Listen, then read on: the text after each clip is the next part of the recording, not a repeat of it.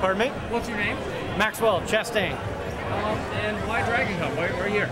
I'm here to help promote a friend's band, the Extraordinary Contraptions. So good old rock and roll music with a steampunk flair. And why this costume? Why this aesthetic? I wear wool. I build bikes for a living, and lug, steel, and wool go together. And you built this bike? I did not build this one. Okay. This is a rideable replica. It is a copy of a 1905 model bicycle, and this one I have about 600 miles on. So, what got you into that? The costuming and building bikes and everything like that? It was building bikes, it was just creating something. And the aesthetics of bicycles have always found them attractive.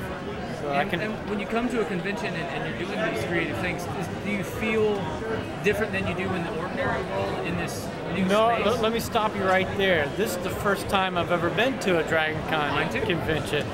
So do I feel different? No, because I'll wear this get-up when I ride this bike regardless. So this is my pizza bike.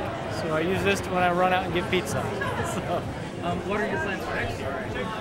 I'll be more than willing to help my friends out, but this is a bit much. This is very overwhelming. So. First off, just what are your names? Well, my name is Alice Christoph von Stadberg. I'm one of the Extraordinary Contraptions. I'm one of the musical steampunk acts for the DragonCon. So, and this is Narcissa van Windigate. She's an automaton. And why DragonCon? Why this culture? Why this place? Well, we've been into the steampunk scene for a couple, 3 years now. Made that transition. We just really had a lot of fun being around steampunk and moved into it. And now we're moving up the ladder, going to lots of different cons. We've done Time Traveler's Ball and AcroCon, World Steam Expo, and moving up the food chain, as it were. Why steampunk? Why that aesthetic?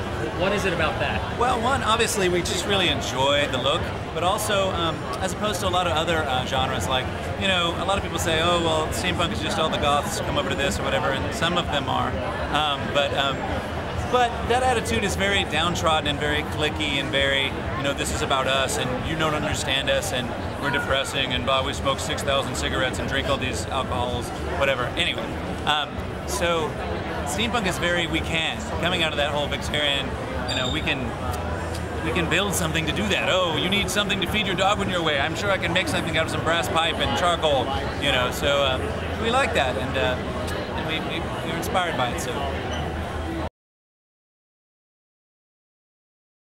Do you feel transformed in this wardrobe rather than other wardrobes?